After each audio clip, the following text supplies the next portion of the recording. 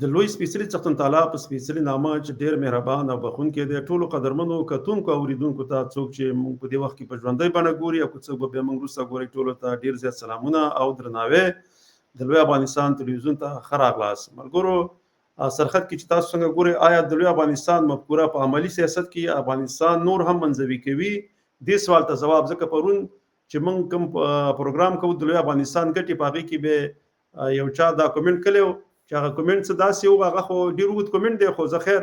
لکه بیا به هم تاسو سره شریک کړم، ځکه چې بیا د دې په خاطر باندې ما هغه کوم پاور پوینټ پریزنټیشن چې ما نن جوړ کړی و، هغه د دې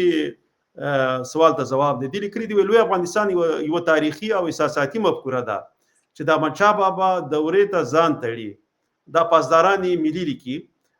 ته ځان تړي، خو عملي امکان یې ډېر کم دی. دا مفکوره د پښتونستان مسلې او د ډیورن کرښې رد ته تکیه لري چې له هند او پاکستان سره شدید تضاد لري.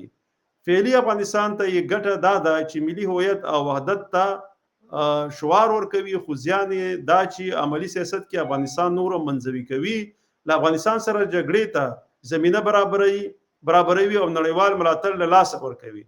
تاریخ ښایي چې دا پروژه له امان الله تر داننه پورې یوازې شعار پاتې شوی،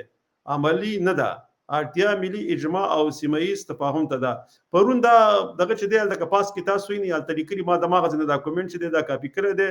او ماغه څنګه چې هغوی لیکلی و ما شانته ما کاپي هم کو او هغه انځور مې هم ترې اخیستلی، هلته لیکلي پاسداران شرف ملي. نو دا موږ نن چې دا پروګرام کوو د همدغه سوال ته به ځواب وي او هغې ته چې دی ما پې دغه کوم پاور پوینټ پریزنټیشن چې جوړ کړی دی دا د سوالونو ته ځواب دی. او که د نورو ملګرو په فکرونو کې هم داسې څه سوالونه وي نو هغه به نن موږ ځوابوو، ځکه زموږ د دې خاطر باندې چې زموږ د تلویزیون لوی افغانستان دی نو موږ همیشه دغه شان د موضوعګانې راخلو، بیا هغې ته به خپل ځوابونه ویو او که بیا داسې سوال پیدا کېږي بیا به هماغه شانته هغه سوالونو ته خپل جواب د هغه سوالونو مطابق جوړو. نو راځو پریزنټیشن ته. دا پریزنټیشن به لږ غټ کړو. دا د افغان ولس رول د لوی افغانستان په جوړولو کې بغیر له حکومت څخه د ملتپال حرکت لارښود. زموږ مقصد دا دی چې دې کې که حکومت مهم نه دی چې حکومت لوی افغانستان موږ ته جوړ کړي، دا د ولس کار دی. لکه زموږ غوندې ولس، زموږ غوندې افغانانو کار دی چې موږ دغه پوهاوی په عام ولس کې راولو. که د میډیا د لارې دې دپاره موږ باید مختلف قسم سیمینارونه جوړ کړو چې که ولس چېرته موږ په دې پوه کړو چې له افغانستان کې دې څومره ګټې دي، نو حکومت ته به دا ستونزه هم نه وي او دغه ولس چې یو کړه هوښیار شي او په هغې کې دا پوهاوی راشي، د هغې نه وروسته موږ به ډېر په اسانۍ باندې لوی افغانستان ته تللی شو او حکومتونه چې دي هغه به منزوي کېږي نه. نو دا زه همداسې دغه مخ باندې به ځو. فکري ویښتیا، ملتپال تعلیم، د دې دپاره به همدا دي لکه چې ما څنګه لیکلي دي د تاریخ، هویت، جغرافیایي او کلتور په اړه د عامو خلکو پوهاوی، لکه دا کار چې موږ کوو دغه دی د تعلیمي موادو، کتابونو، سندرو، آنلاین کورسونو او خپرونو تولید. د لوی افغانستان تلویزیون لکه څنګه چې دغه موږ جوړ کړی دی او مجلو او ټولنیزو رسنیو له لارې د ملتپال فکر خپرول، د لوی افغانستان مفکورې ته علمي او منطقي بڼه ورکول. نو دا چې دا د ولس د لارې کېږي. لکه دا اوس خو سوشل میډیا عامه ده، یوازې الکترونیکس تلویزیونونه نه دي. دا موږ کولی شو دغه شان د سوشل میډیا د لارې خپل غږ خپل افغانانو ته، خپل ولس ته، پښتون ولس ته، افغان ولس ته دا ورسو. او دا د ټولو افغانانو دا کار دی چې دغه ویښتیا موږ په ټول ملت کې راولو، په افغان ملت کې، که هغه په افغانستان کې دي، که په پښتونخوا کې دي، که بلوچان دي، دا ټولو کې دا موږ راولو او د افغانستان هغه ګټې ورته معرفي کوو. ځکه ځینې وخت کې صحیح ده حکومتونو ته هغه مشکل وي، ځینې وخت کې ځینې نظامونه هغې ته څه مشکل وي ځکه هغه خپلې کمزورتیا لري، هغوی که دا کار نشي کولی نو موږ خو کولی شو. د دې سره هغه حکومتونه چې دي هغه به لکه تنهایی طرف ته یا یوازیتوب طرف ته نه ځي او موږ به چې دی هغه خپل کار به په ولس کې لکه زموږ غوندې خلک دا به کوي. بیا د ولسي یووالی او همغږي، لکه دا د قومونو، قبیلو او سیمو ترمنځ اتحاد رامنځته کول. لکه دا موږ څنګه کولی شو؟ دا موږ هم د دې میډیا د لارې کولی شو او که بیا چېرته وروسته موږ کې دا توان پیدا شي او په نورو افغانانو کې دا توان پیدا شي او دغه شان جرګې جوړې کړي په مختلفو سیمو کې او د افغانانو د یووالي دپاره کار وکړي. دا نو بیا دغه کار بیا دې دپاره لکه بیا د وخت تېرېدلو سره دا باید پراخه شي. د جرګو، کلتوري ناستو او ټولنیزو رسنیو له لارې همغږي، لکه څنګه چې ما مخکې د خپلو خبرو کې ویل، په دې باندې بیا نور دغه نه ورکوم دلایل. د تعصب قبیله پرستی او ژبني اختلافاتو مخنیوي، لکه څنګه چې دا اوس ځینې قومونو کې تعصب دی، د دې لپاره باید کار وکړو، خاص کر په پښتنو کې چې دغه کومه قبیلو طرف ته ځي، دا باید یو پښتون ملت جوړ شي او په دې کې باید موږ کار وکړو او دغه په مختلفو سیمو او یا په لهجو باندې پښتانه تقسیم نشي. نو د دې لپاره کار کول دي. به د خپلواکه مدني او سیاسي خوځښتونه د ملت پالو مدني بنسټونو جوړول، لکه څنګه چې پی ټی ایم دی او داسې ملي تحریک دی په افغانستان کې او داسې نور ډیر زیات ملي تحریکونه دي چې د دې د لارې هم دغه کار د روان دی او کیږي.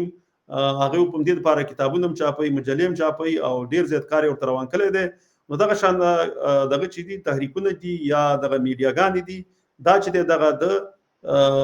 لوی افغانستان د جوړونې لپاره به دوی لارې هواري. د فرهنګي او سیاسي فعالانو یو موټی کول، ولس محوره رهبري رامنځته کول، د ډیورن کرښې د غیر قانوني توپ افشا کول، لکه دا به داسې کېږي چې دا لکه په اروپا کې کوم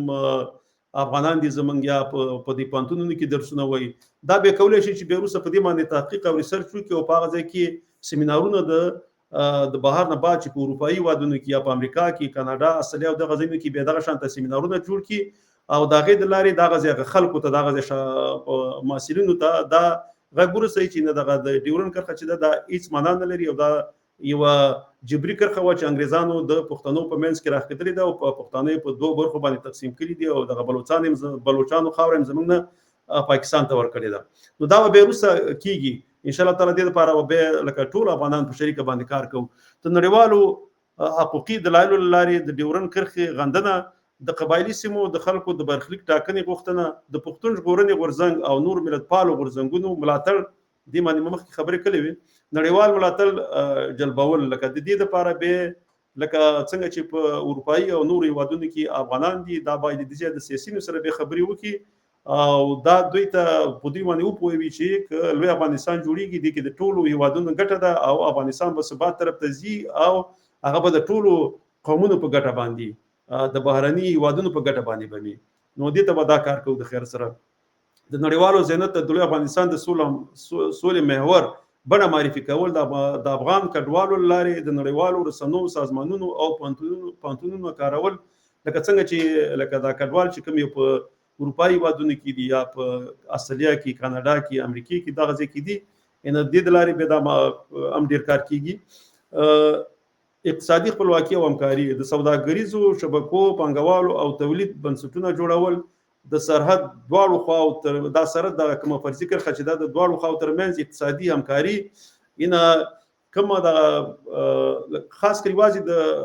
پښتونخوا سره نه، دا فرضي کرښه چې دا لکه د ایران او دغه د نورو هېوادونو لکه تاجکستان او ازبکستان، ترکمنستان، چین سره، د دې سره ښې اړیکې او د سوداګرۍ پروګرامونه جوړول. نو دې سره به افغانستان د اقتصادي له پلوه قوي کېږي او څومره چې د اقتصاد له پلوه دا قوي کېږي، هغومره به نظامي قوت به هم ځان ته پیدا کوي. رسنۍ او ادبي جبهه پیاوړې کول، لکه څنګه چې زمونږ دا اوس ځینې ځوانان دي په رسنیو کې ناست دي، تر څو پورې چې د لوی افغانستان مفکوره یا د لوی افغانستان ګټې خلکو ته معرفي کړي، هغوی ځینې ګیمونه کوي یا یو بل ته کنځلې کوي. نو د دې په خاطر باندې دغه شانته لکه دا مونږ چې جوړې کړي او داسې که نورې ډېرې رسنۍ ډېرې شي او په دوی خلکو کې د لوی افغانستان دپاره، د پښتنو د یووالي دپاره، د پښتنو ژبې د واکمنۍ دپاره، د دې دپاره کار شروع کړي، نو بیا به دا پښتانه چې دي او افغانان دا به یووالي طرف ته راځي. اوس چې دی په دغه کوم ګیمونه چې دوی دي د ټیک ټاک د لارې دوی کوي، تر څو پورې چې دوی یووالي ته راشي، دلته دا دوی یو بل ته کنځلې کوي او افغانانو کې نور هم نفاق پیدا کوي. د ادبیاتو، فلم، شعر، سندرو او داستانونو له لارې فکري بیداري، د لوی افغانستان لکه څنګه چې د تلویزیون زموږ د لارې د ملتپاله پیغامونو خپرول، انشاءالله تعالی دې کې به په راتلونکي کې به موږ ملتپال نور ځینې مشران ځان سره راولو او هغه به خپل پیغامونه او خپل نظرونه له خپل پښتون ولس سره، افغان ولس سره، دې سره به شریکوي. د نسلونو روزنه، د ملتپال نصاب جوړول،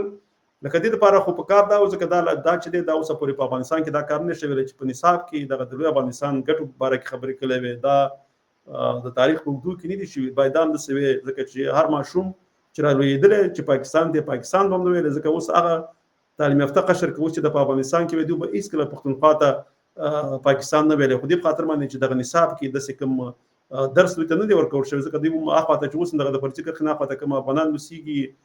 په پښتونخوا کې هغوی ته پاکستانیان وایي. نو که چېرته په نصاب کې د ماشومتوب نه دوی ته دا ورښودل کېدلی نو بیا به دوی د افغانستان دغه ته چې دی به د مقبوضه افغانستان ویلې پښتونخوا ته او یا به ورته پاکستان نه ویلی. خو دغه په دغه نصاب کې هم دغه مشکل دی چې د په نصاب کې موږ دغه رقم شامل کړو چې دا د افغانستان خاوره ده، پښتونخوا تر ملګرۍ پورې او بدوستان هم چې دی دا هم د افغانستان خاوره ده او دې کې چې دی بیا هغه ګټې چې دي هغه دغه نوي نسل ته مرښودلې دي، ځوان نسل ته، نو بیا به دغه مشکلات به اوس نه وي، نه به پښتنو د پښتونخوا خلکو ته پاکستانیان ویلې او نه به خپله دغه خاوره چې دا به ته به پاکستان ویلې. نو دلته چې دغه یو مشکل شته، نه دغه تلویزیونونو اوسه پورې کوم دا کار کړی دی چې د پښتونخوا خلکو ته د پښتونخوا ووایي، ځکه پد صرف یو د په ملي تلویزیون کې دا ویل هغه د درې میلمانه د پښتونخوا نه راغلي وي، د پښتونخوا نه میلمانه راغلي چې په دې باندې د پنجاب میډیا ډېر زیات بې شور او غوغا پورته کړې وه. نو دغه یو د پنه بغیر موږ هېڅکله وانه اورېدل چې د پښتونخوا نه پښتانه راغلي دي او پاکستان نه راغلي دي. ځکه دې دپاره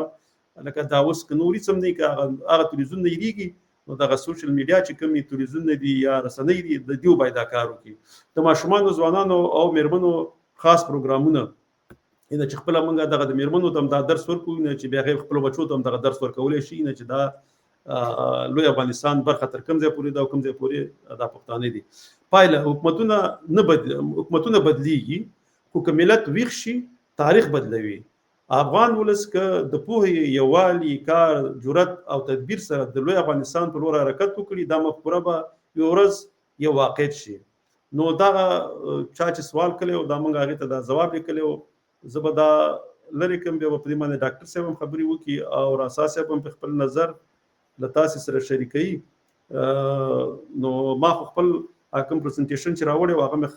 ملګرو سره شریک کړو. ملګرو دا به داسې وي چې په راتلونکي کې د خیر سره که داسې هر قسم سوال و موږ هغې ته ځواب ورکوو، ځکه زموږ مسله چې ده د لوی افغانستان سره ده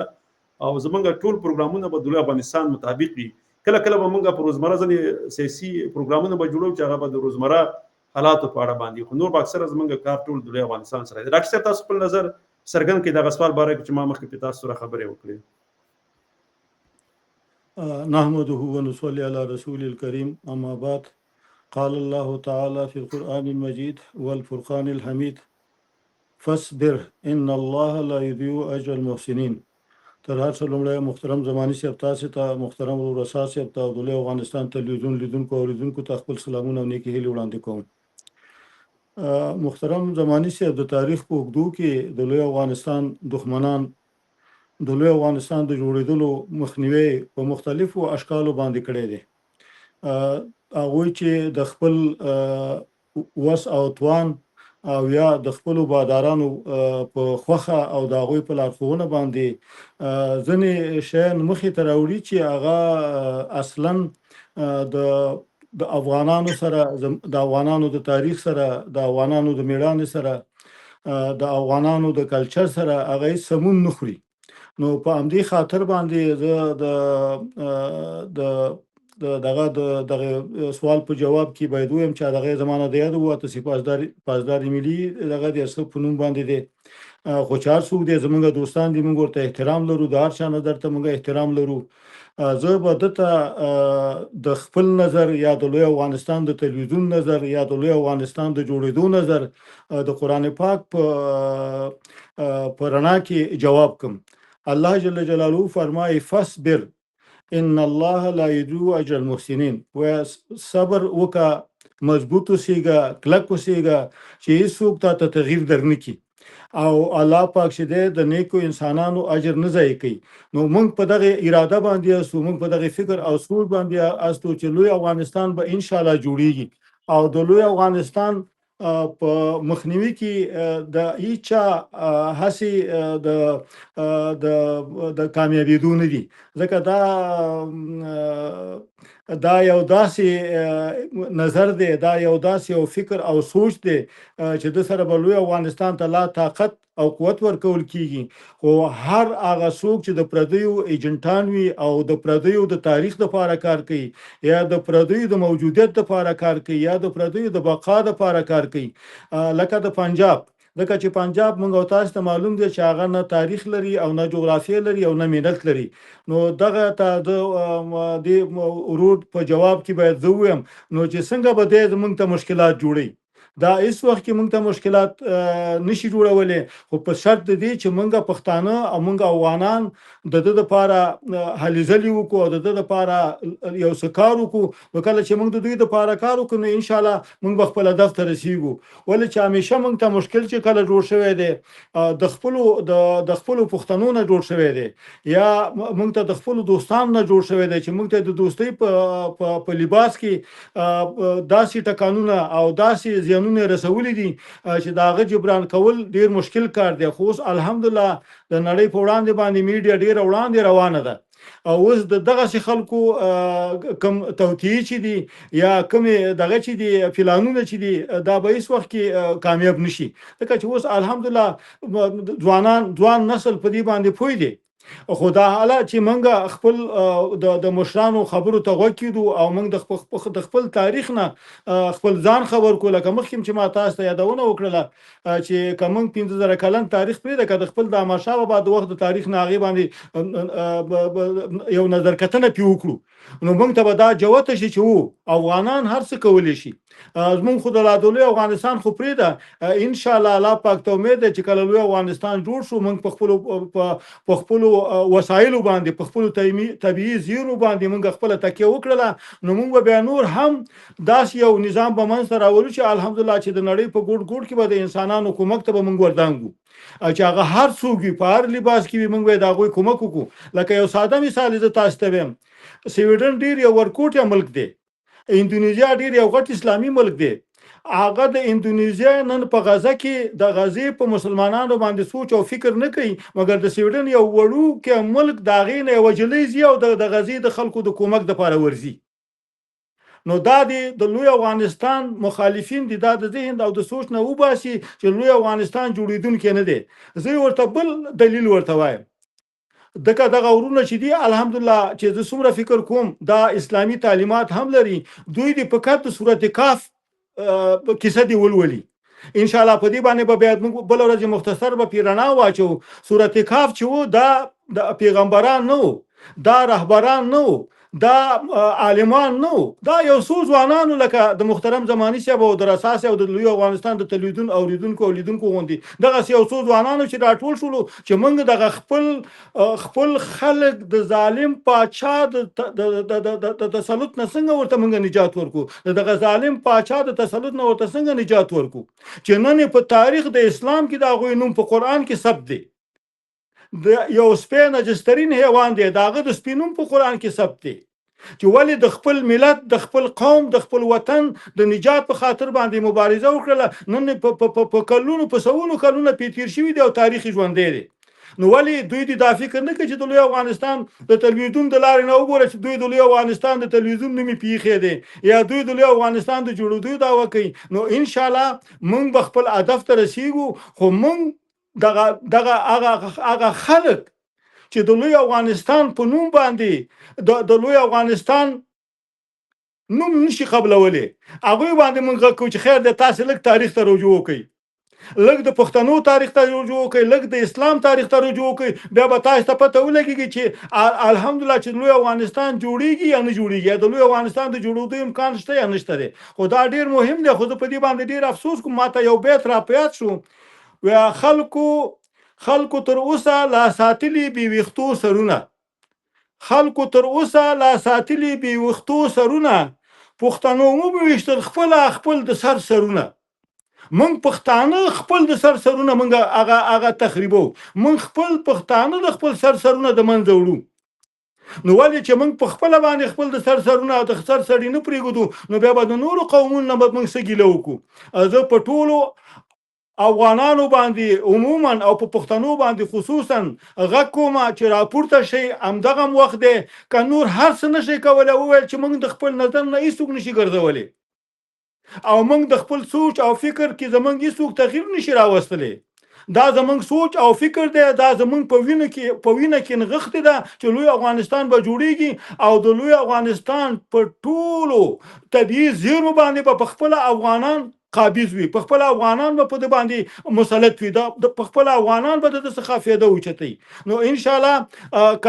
که څوک غواړي کنه نه غواړي، لوی افغانستان به جوړیږي ان شاء الله. او د لوی افغانستان د تلویزیون د ټولو لیدونکو او اوریدونکو څخه زه بیا هیله کوم چې دا تلویزیون د خپل خبرونه د نورو دوستانو سره شریکه کوي، په خپل باندې لایک کوي، نورو ته ورسوي او د دې خپل ملاتړ او قوت جوړ شي. نن دلته زموږ سره د کوم شي امکانات نشته دي، موږ سره د ټولو شان امکانات شته. عجبه دا ده چې د یو بل چینل چې هغه نه ستا د فکر، نه ستا د فرهنګ، نه ستا د دین د یو څه څخه حمایت نه کوي، د هغه ملاتړ کوي او د خپل ژبې، د خپل فرهنګ، د خپل تاریخ، د خپل دین چې تا ته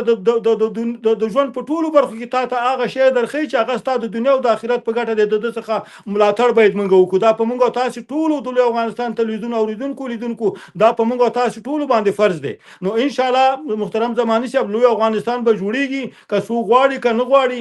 او دا به ان شاء الله دا به عملي کیږي. نړۍ مننه ډاکټر صاحب، تاسو دغه وکړه. دا استاد چې زموږ د پوهنتون استاد و، بلکې اوس کو په زموږ سره په ډنمارک کې دی، هغه دا یو دغه را لېږلی دی، اول خو سلام را لېږلی، وعلیکم سلام استاد صاحب، سلا دې ورو جوړ او خوشحاله لره. بیا را لیکلي وي د ډیورنډ فرضي کرښه څه زدا نه کې واچوم، ځکه چې موږ هم داسې سم بېڅني نه، بلکې دا هم دي کې مسني خارق د ډیورنډ فرضي کرښه د تاریخ پاڼو پر رڼا کې د نړیوالو حقوقو د قواعدو پر بنسټ مردوده او د قبول وړ نه ده، او په دغه اړه د تاریخ پر رڼا کې د نړیوالو حقوقو تفصیلي بحث شته. نړۍ مننه استاد، ان شاء الله تعالی پر راتلونکي کې به د خیر سره. ما مخکې په ډاکټر صاحب سره خبرې کړې وې، ما چې زموږ سره یو استاد دی په هغه سره نږدې ژوند کوي، ان شاء الله تعالی پر راتلونکي کې به د خیر سره به تاسو موږ سره راځئ او په دې باندې به مفصل خبرې کوو، دغه شان د پریزنټیشنونه به جوړو او ملګرو سره به شریکو. بیا هم مننه چې تاسو دومره ځکه په دې لیکلي بڼه باندې دومره اوږد کومنټ وکړو، دومره وخت هم ورکړو. مننه استاده. راسا صاحب، زه مایک تاسو ته درکوم، تاسو خپلې خبرې وکړئ. ډیره زیاته مننه باورا صاحب، تاسو ته درون ډاکټر صاحب ته او د لوی افغانستان ټولو لیدونکو ته سلامونه او احترامات. الله دې وکړي چې ټول روغ جوړ او خوشحاله اوسئ. باورا صاحب، لکه د تل په شان همیشه ډېره ښه هغه د موضوعات راوړي د لوی افغانستان په ارتباط باندې، او دغه نن چې کوم دغه ورور یا دغه هر څوک چې دي دغه سوال یې چې کړی دی، نو اول د دې دا سوال زه فکر کوم چې دغه سیاسي پوهه یا دغه سیاسي لیدلور دی، دغه خور دی او کورور دی چې نه ډېر ضعیفه دی، ځکه چې دی باید اول که دی د منطقې ته ګوري، نو په دغه منطقه کې موږ که تاسې وګورو چې دغه 40-50 کاله کې چې کوم حوادث راغله دغه زموږ د همسایه ملکونو سره، او دغه کوم ځای کې چې دغه پرابلم او تر اوسه پورې په دې باندې باورا صاحب دا ټول همسایه ملکونه پیږي چې دغه څه چې د ترهګرې ځالې وي، دغه څه چې پرابلمونه او دغه څه چې ډلې وي چې جنګ ته به یې جوړولې، عیارولې به دغه ټول دغه متاسفانه په دغه زموږ په پښتونخوا کې او دغه د پنجاب د کنټرول لاندې دغه پروګرامونه جوړېدل، او په دې باندې اوس ټوله نړۍ پیښ شوې ده. ځکه دغه او د دې یوازینۍ لاره حل چې دا، نو دا چې تر څو لوی افغانستان جوړ نشي او دغه جغرافیه د یو پخوا په څېر د لوی افغانستان په کنټرول کې راشي، نو بیا به دغه ملکونه به هغو ته شیشه به هم کم شي په آینده کې، او خپله د افغانانو جغرافیه به هم جوړه شي او لوی افغانستان به هم جوړ شي، او په دې سره به زمونږ ستونزې انشاءالله ورو ورو په کمېدو شي. او بل زه دغه هر څوک چې دی دغه پوښتنې چې کړې دی، زه دې ته دا وایم باورا صاحب، که تاسې دغه د دنیا تاریخ ته متوجه شئ، دغه ملیتونه، قومونه که تاسې دا مطالعه کوئ، وګورئ ټول جهان، دغه بشر نړۍ وګورئ، یعنې ډېر کم غیر د دغه د کوریا نه چې شمالي او جنوبي کوریا پاتې ده، نور اکثریت هغه ملتونه چې یو ملت او د حتی د یوې ژبې او د یو دغه هغه ټول سره یو ځای شوي دي. که تاسې آلمان وګورئ چې دغه آلمان چې په دوه برخو ویشل شوی، او دا خپل هم دغه دولتونو دا وران نه کو، تاسې هغه دغه ویډیوګانې شته دی په دغه کې یوټیوب کې شته دی، تاسې ورشئ وګورئ، دې کې هېڅ د دولت کار نه و، دغه خپل عام خلک راپاڅېدل، هغې چې په دې پوه شو چې وروره موږ یو خلک یاستو، د یوې ژبې خلک یاستو، یو کلتور دی، یو فرهنګ دی، یو عنعنات دی، خپله راپاڅېدل، کلنګونه یې راواغېستل، هلته یو دیوال دی، هغه اوس هم په دغه کې شته دی، هغه تاریخي لحاظ باندې پروت دی، هغه ټول هغه دیوال یې په کلنګونو، په بیلچو او په دغه شخصي دغو باندې امکاناتو باندې چپه کړو، ځکه هغه خلکو هغه دغه کې یو دغه دی ویل چې د خلکو زور چې دی د خدای زور دی. توبه نعوذ بالله کنه. یعنی هماغه خلکو څه چې غوښتل هماغسې یې وکړل، راپاڅېدل. دلته نه پکې دولت مداخله کړې ده، نه پکې حکومتونو مداخله کړې ده، ځکه چې دغه ولس داسې غوښتل. او انشاءالله داسې وخت به راځي لکه څنګه چې ډاکټر صاحب ورته اشاره وکړله چې دا لوی افغانستان چې په هر رقم دا لوی افغانستان به جوړېږي، ځکه چې دا اوس دنیا هم غواړي، دا اوس خپل افغانان هم غواړي، او فقط دغه یو تعداد ګلخانان، دغه یو تعداد خلک پاتې دي چې هغو ته دغه شعور ورسېدلو ته پکار دی چې نور هم په دې باندې پوه شي چې که تاسې بالاخره که تاسې نه غواړئ چې موږ سره، نو بیا لاړ شئ وروره، یا خو د پنجاب ته لاړ شئ چې چېرته ځئ، دا خو زموږ د افغانانو خاوره ده. نو انشاءالله دې باندې کار روان دی او ټولو ته کار کوي. او لکه څنګه چې تاسې ویله بورا صاحب، دا د ټولو افغانانو مسؤلیت دی، بخصوصا دغه افغانانو چې هغوی پوهېږي، شعوري په دې باندې پوهېږي چې په دې باندې چې زمونږ په یو ځای کېدو کې، زمونږ په اتحاد، زمونږ په اتفاق کې، زمونږ په یوه جغرافیه کې، په دې کې زمونږ ګټې دي. یعنې په دې کې زمونږ نسلونو ته آینده کې ګټې دي، ورته د هغو ژوند ورسره ارامه کېږي، د هغو هغه اوتوریته دغلته په دغه منطقه کې یو دولت جوړېدل، دغه ټول هغه باشعوره خلک چې په دې مسایلو پوهېږي، نو ټولو نه زموږ دا خواهش دی چې هغه په دې هکله باندې حداقل دغه خپل نظر پورته کړي، ځکه چې که دا په یو شکل نه دغه نظر، دغه خبرې زموږ اوري، افغانان یې اوري، یو بل سره دا انتقالېږي، دا د ورځې خبرې دې نه جوړېږي، او دې باندې بیا ټول پوهېږي چې وروره زموږ بله چاره نشته دی. ته اوس یو پنجابی راواخله، هغه دومره آزاد خبرې د یو دغه سره، د یو پښتون راواخله، یو پنجابي سره دومره آزادې خبرې هغه نشي کولی ډاکټر صاحب، ځکه که هر څومره دی، که د یو ملکي، که یو پاسپورټ هم ولري، که هر شی ولري، ځکه د هغې سره هغه کلتور، هغه طبیعتا، هغه ورسره هغه عنعنات او هغه خبرې سیستم، هغه چې زمونږ که موږ ته دښمن وایي، که دغه هر څوک موږ ته وایي، که موږ سره کښېني، دغه هغه به ډېر ځان راحت احساسوي نسبت چې هغه د یو خپل پنجابي سره چې د هغې وفادار به وي، د هغې معاش به هم اخلي، دا چې هغې سره کښېني، دا به هغسې احساس دا نه لري.